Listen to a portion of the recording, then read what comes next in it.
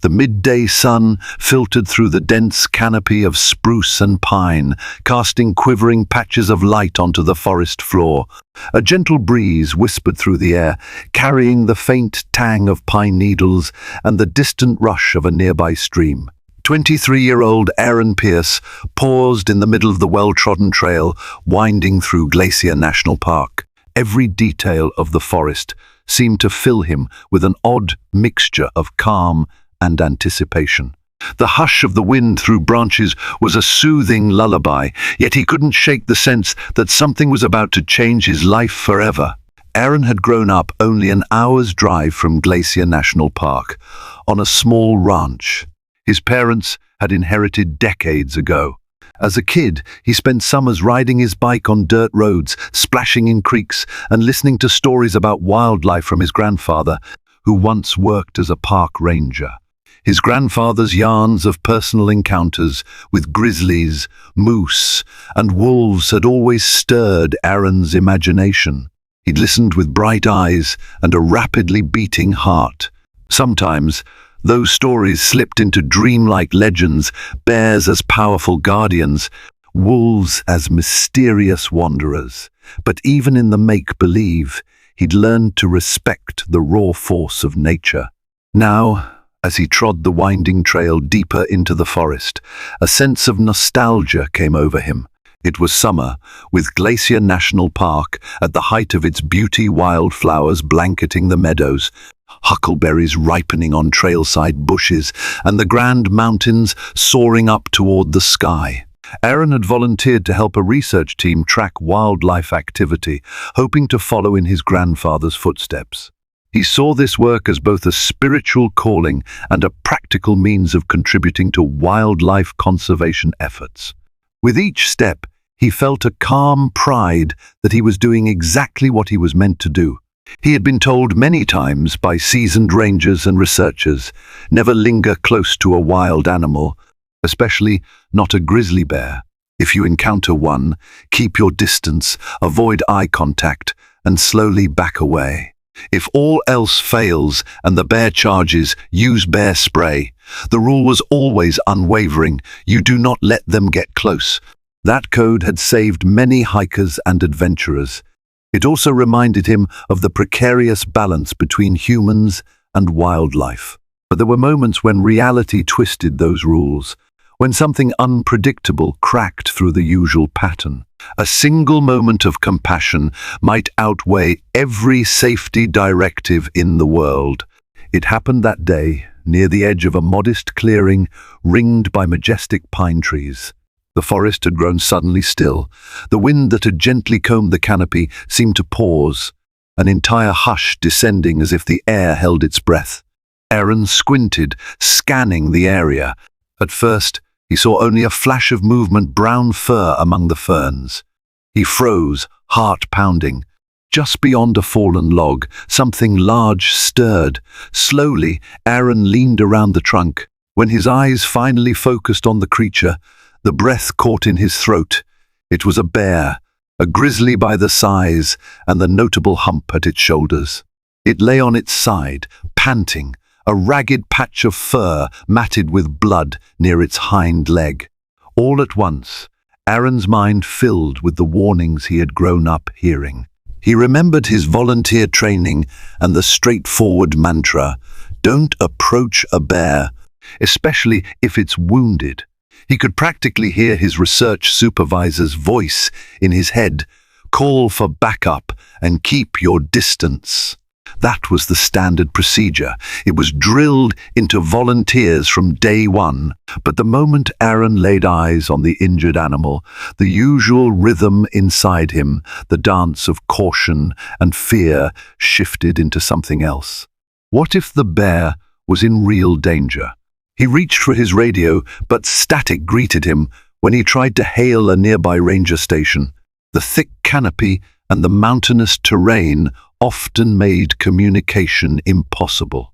Inside, he fought a rising panic and reminded himself there was likely another volunteer or park ranger not too far from this location.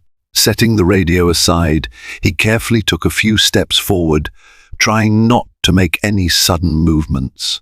The grizzly's breathing was shallow, and its eyes were partially open. It looked disoriented.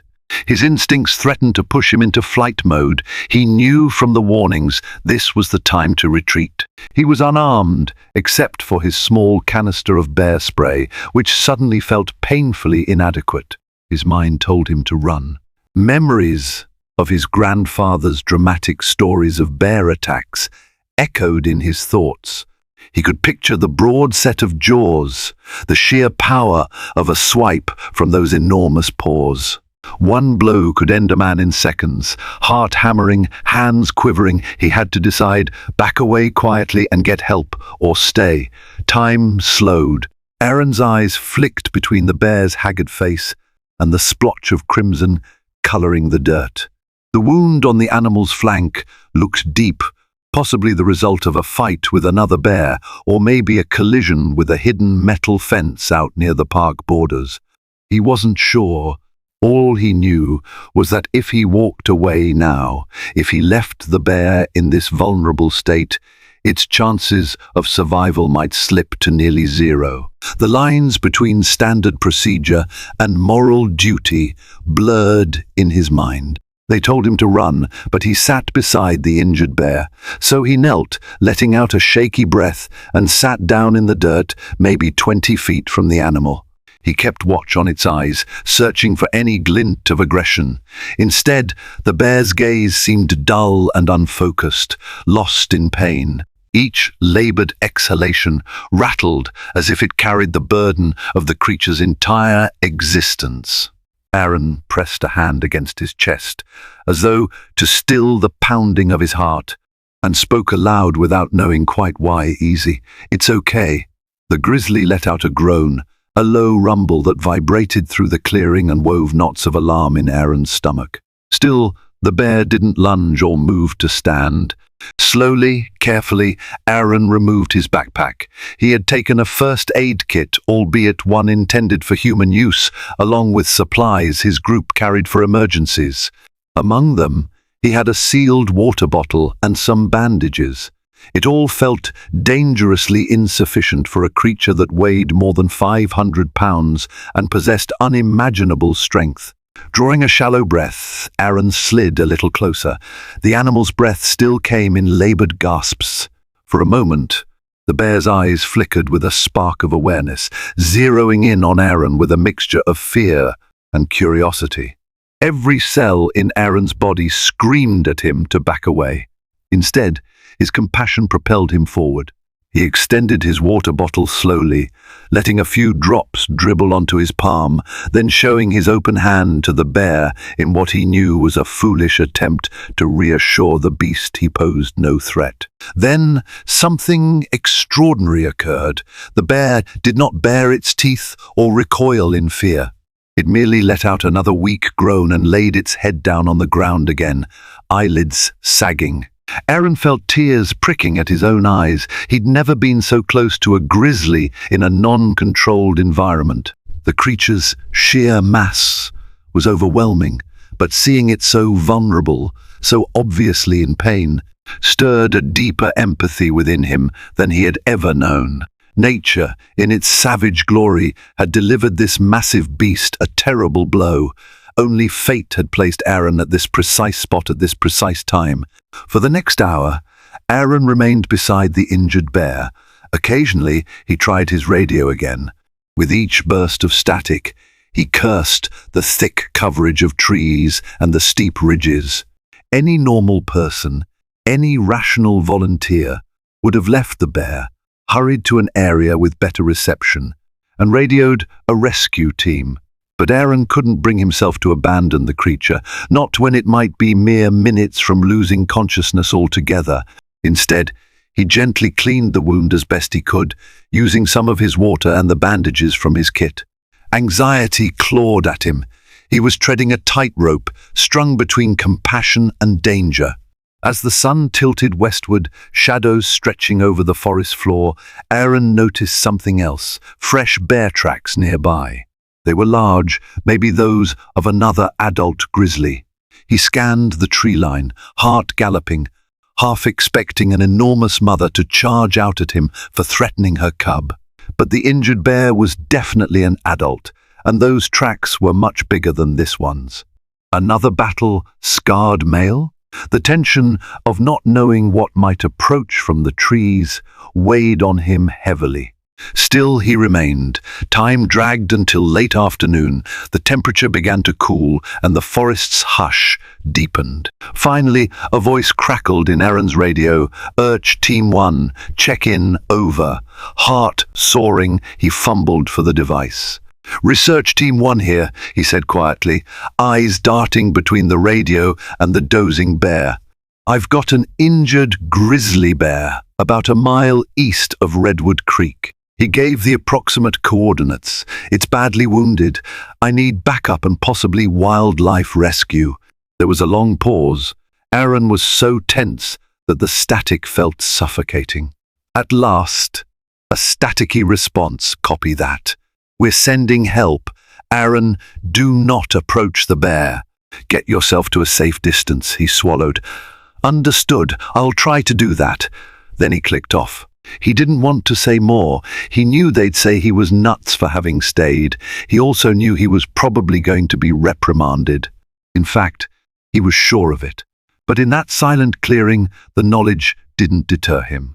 An hour later, as the first threads of twilight tinted the sky an otherworldly pink and gold, Aaron heard cautious footsteps and saw two uniformed park rangers appear among the trees, rifles slung over their shoulders. Behind them trailed a veterinary technician from a nearby wildlife rescue station, carrying a tranquilizer gun and a hefty kit of medical supplies. Their eyes went wide when they saw Aaron, calm, quiet, still sitting on the ground a few feet from the grizzly, which was weakly breathing but still very much alive. The older ranger, a man named Stuart Jacobs, knelt beside Aaron, adrenaline making his own hands shake. "What in the world?" he muttered in disbelief, scanning the situation. One hand reached automatically for his radio, as if to call it in once more or to confirm some detail. The other hovered near the rifle. "You shouldn't have stayed," he hissed, but Aaron only nodded, eyes still on the bear. He understood the danger, but he couldn't leave. The vet tech, Lucia Martinez, wasted no time. She edged carefully forward and fired a tranquilizer dart into the bear's shoulder. The animal stirred and let out a low rumble of protest, but within a few minutes, its eyes slid shut, its labored breathing steadied. Lucia worked rapidly, examining the wound with professional efficiency. She cleaned it more thoroughly than Aaron could have managed, injected antibiotics, and bound the leg. The entire process was nerve-wracking, overshadowed by the knowledge that, if the tranquilizer wore off too soon, a half-treated grizzly could be unstoppable. In the hush that followed, Stuart's radio came to life, letting him know more help was on the way. An animal transport truck had been summoned to carry the injured bear to a treatment facility. As the adrenaline ebbed, Aaron found his entire body quivering from the strain of the day's events. Emotions warred within him, relief that the bear might survive, fear that he had acted recklessly, worry about the ramifications for his volunteer position. But overshadowing all those thoughts was a fierce surge of empathy. He had chosen to stay beside this massive, wild creature rather than follow procedure. And strangely, it felt like the most human thing he had ever done. The story did not end in that clearing. Once the bear was sedated, stabilized, and carefully transported to the nearby Montana Wildlife Rehabilitation Center, Aaron was ushered into a separate meeting with the research leaders and park officials. A wave of guilt washed over him, certain that he would be reprimanded, perhaps even dismissed from volunteer work. He braced for stern lectures about irresponsibility, about ignoring the cardinal rule of wildlife encounters. But when the senior ranger, Paula Nguyen, arrived with the rest of the staff, the look in her eyes was one of amazement rather than outright anger. "Aaron," she began, "we can't encourage that kind of behavior. You know the protocols. No one should remain so close to an injured bear. Her tone was firm, yet her gaze glimmered with what looked like respect. But from what I understand, you handled the situation with surprising calm. You also may have saved that animal's life. He let out a shaky breath, realizing a piece of him had expected condemnation and punishment. Instead, the staff was torn between cautionary scolding and deep admiration. In the days that followed, the people of Glacier National Park whispered about the volunteer who had sat beside the injured grizzly instead of fleeing. Many repeated the story in wonderment, saying, "They told him to run, but he sat beside the bear." You won't believe what happened next.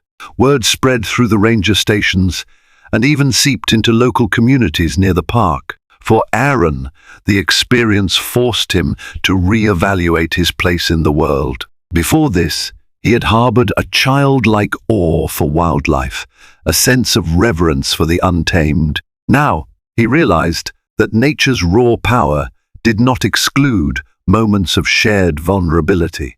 He'd seen, up close, how easily a mighty creature could be brought low by an unexpected wound or an unlucky turn of events. And in that shared frailty, he'd felt a bond, one that transcended the typical boundaries between man and beast. Over the next week, the grizzly was treated at the Montana Wildlife Rehabilitation Center. The staff named him Argus, after the many-eyed giant of Greek mythology, jokingly suggesting that so many eyes had turned upon this story. Over time, Argus regained strength. Park vets discovered that his injuries likely came from barbed wire that had caught his flank and torn deep into the muscle. That explained the infection that had set in. Under sedation, they had managed to remove the embedded fragments, and with daily care, Argus showed signs of improvement. The plan was to release him back into the wilderness once he was healthy enough to fend for himself. For Aaron, life at home grew strange. Reporters from a regional news station reached out, wanting to cover the bear whisperer. They hoped to interview him and spin the story into something sensational. At first, he was wary of the limelight. He considered it an act of basic compassion, not a stunt. But his supervisor recommended he speak about it to highlight the importance of wildlife rescue efforts and promote respect for nature. So Aaron reluctantly agreed to a short on-camera interview. He found himself fumbling for words, uneasy with describing the experience in front of a lens. Yet something inside him wanted to tell the truth.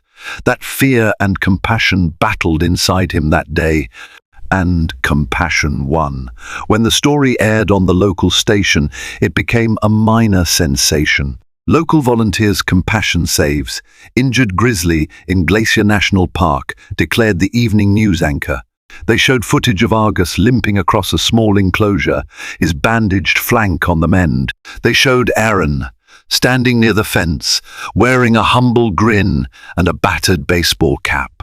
Aaron's phone buzzed with messages from high school classmates he hadn't spoken to in years, from relatives in other states who had caught wind of the story, from total strangers praising him for what he'd done. He wasn't sure how to process the attention. The biggest reward came on a crisp morning a month later, when the veterinarians and rangers at the Montana Wildlife Rehabilitation Center deemed Argus fit for release. They asked Aaron if he wanted to be there. He didn't hesitate to accept. Driving out in a marked pickup, they brought Argus back to Glacier National Park and led him to a remote section of wilderness. Aaron stood nearby, heart fluttering with a jumble of excitement and nervousness. As the team carefully lifted the gate of the transport crate, for a moment, Argus seemed dazed by his freedom. He lumbered out, pausing at the edge of the clearing to lift his nose and taste the breeze. The bandages were gone, replaced by a patch of newly grown fur. A faint scar remained visible across his hindquarter, a reminder of the injury that nearly ended his life. Then, without a backward glance, Argus ambled toward the thick line of trees. Each step held a kind of indomitable majesty. Aaron felt his breath catch. This was the same bear who had lain trembling in pain on the forest floor, hopeless and alone. A hush fell over the group as Argus disappeared into the tall grass and greenery, a silent farewell to the humans who had aided him. Aaron swallowed past the lump in his throat. He realized that even though Argus might never recognize him specifically, they were united by that one improbable moment, that unspoken bond. For the rest of his life, he would remember the silent hours spent kneeling by the wounded bear, straddling the line between terror and compassion. Not long after the release, Aaron was invited to speak at a local wildlife conservation event sponsored by the National Park Service.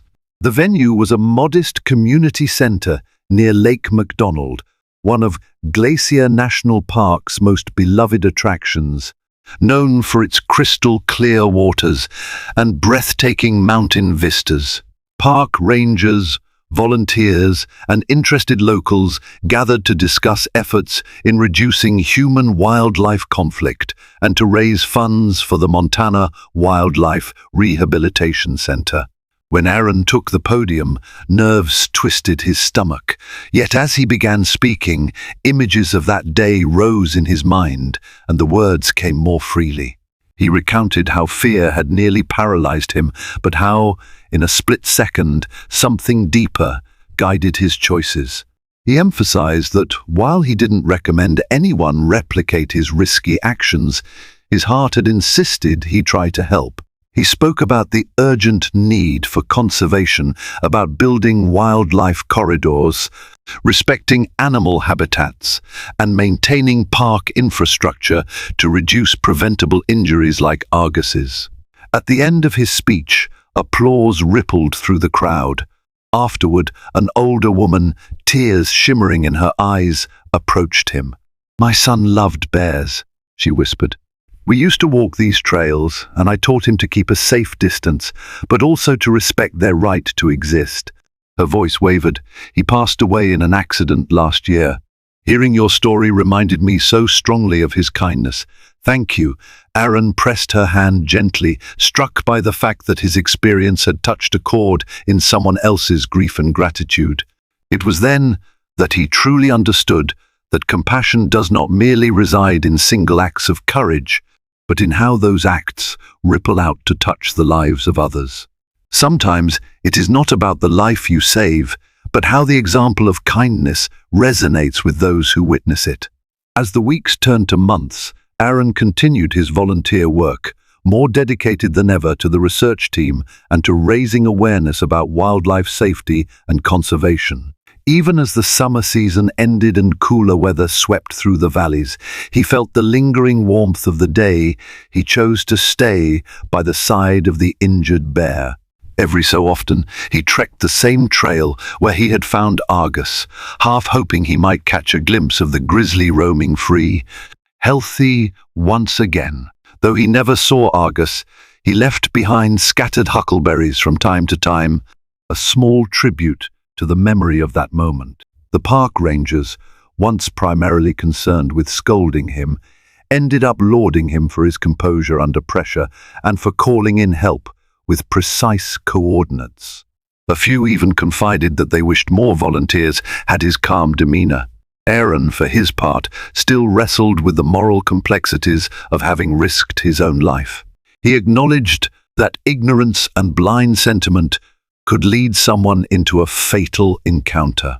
But at the same time, he recognized that in the right context, a fleeting, emotionally charged moment, sometimes a single choice, guided by empathy, changes everything. Years later, visitors to Glacier National Park would pause at a sign near the trailhead east of Redwood Creek. That sign, newly installed, warned hikers of the dangers of wildlife encounters and provided instructions on how to respond safely.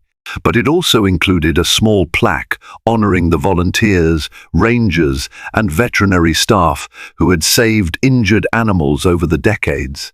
Among those listed was Aaron Pierce, commemorated for extraordinary compassion in the face of peril. Hikers would read the words, perhaps with a sense of awe or just fleeting curiosity, and continue on their way. They might never know the full story, how a young man once chose to kneel in the dirt beside a suffering grizzly instead of following the typical protocol. How the beating of his own heart had merged with that of an animal's, creating a moment of profound connection. How that one gesture reverberated through the park staff, volunteers, and visitors, leaving behind a lesson in empathy that outstripped the warnings and instructions on every sign. In the grand design of nature, where storms rage across the sky and seasons change the land from lush green to icy white, the story of Argus and Aaron was only a tiny thread, a single instance of closeness between two living beings. And yet, for those who heard of it, the tale was powerful, a reminder that rules and instincts can only guide us so far. Sometimes, in the quiet space between fear and love, we discover our true humanity.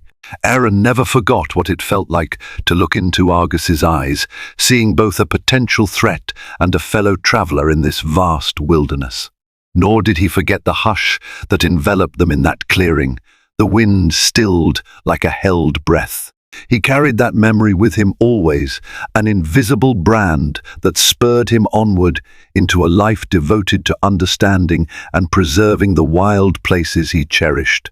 And so, whenever someone new learned the story of how they told him to run, but he sat beside the injured bear, and what happened next shocked everyone they found, hidden within the dramatic details, a bright ember of hope, an invitation to reflect on the deeper questions of coexistence, courage, and compassion.